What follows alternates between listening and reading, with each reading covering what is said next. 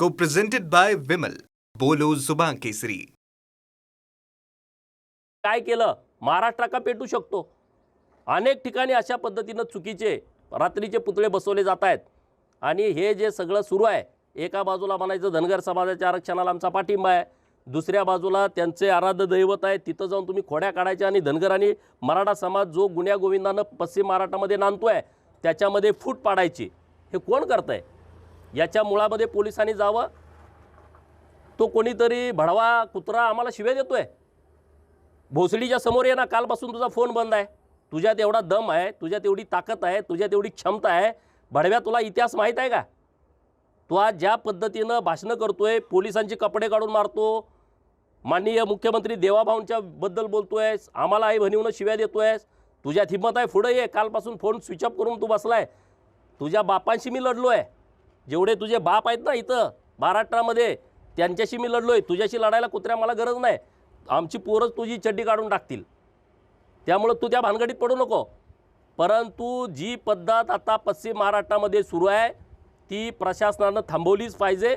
छत्रपती शिवाजी महाराजांच्या पुतळ्याची जबाबदारी माझ्यावर सोपवा. अंजनगावमध्ये पुतळा बसवायचा आहे ना, माझ्यावरती सोपवा. अरे 5-10 हजार ढोल घेऊन आम्ही तिथं बसवतो पुतळा.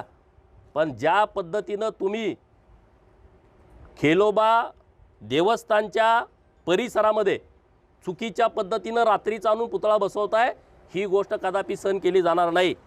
आणि त्यामुळं अभिजित पाटील तिथले आमदार, त्यांच्याशी मी बोललो परवा, माननीय मुख्यमंत्री महोदयांच्या चेंबरमध्ये बोललो की बाबा आपल्यात कोणाच्यात वाद नसतं. त्यांचं पण म्हणणं आलं ठीक आहे, म्हणजे बोलून घ्या तुम्ही. 7 गुंठे पुढं जागा आहे, त्या जागेमध्ये आपण पुतळा बसूया.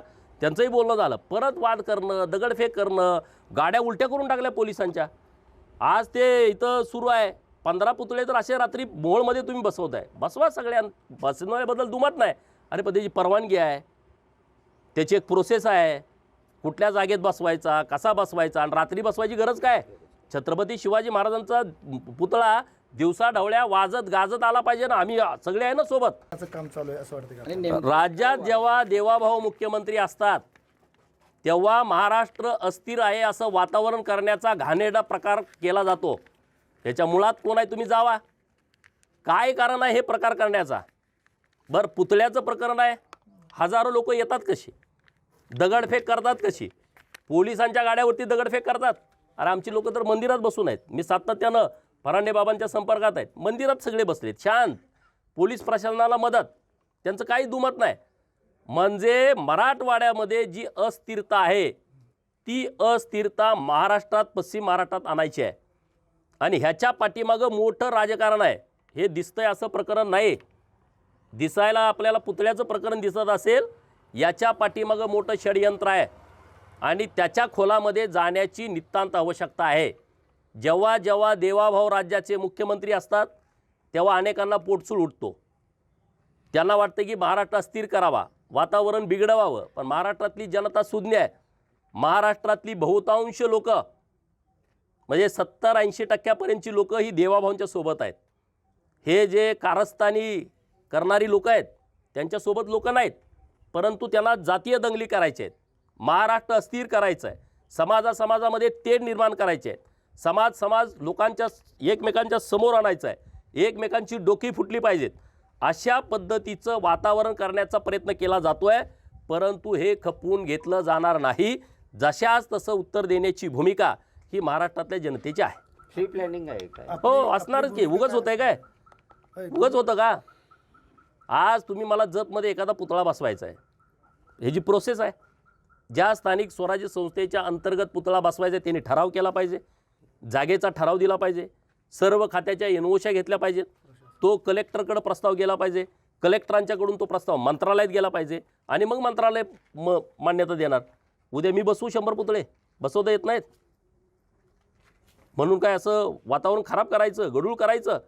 प्रत्येक गोष्टीला नियमावली आहे. कारण आपण कायद्याच्या देशात राहतो, कायद्याच्या राज्यात राहतो, आपण कायदा मानतो.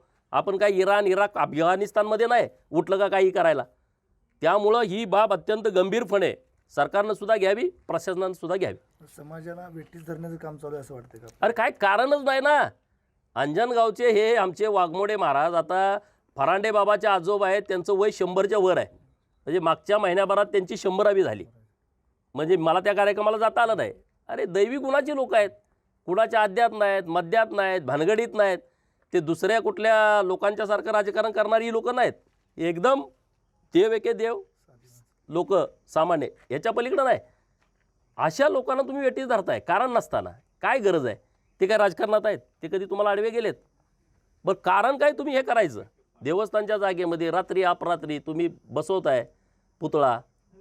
दिवसा बसवा, काय बसवायचं आहे तुम्हाला वाजत गाजत? आणि चोरासारखं तुम्ही हे कसं काय धंदा करताय? मराठा समाजाला माझी हात जोडून विनंती आहे, पश्चिम महाराष्ट्रातल्या हे जे इतर प्रांतामध्ये चालू आहे हे इथं करण्याची आवश्यकताच नाही.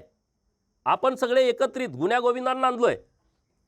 त्यामुळं या सगळ्या बाबीकडं अत्यंत गांभीर्यपूर्वक सर्व समाजाच्या लोकांनी बघावं अशी पण विनंती आपल्या माध्यमातून माझी आहे. Co-presented by Vimal. बोलो जुबान केसरी.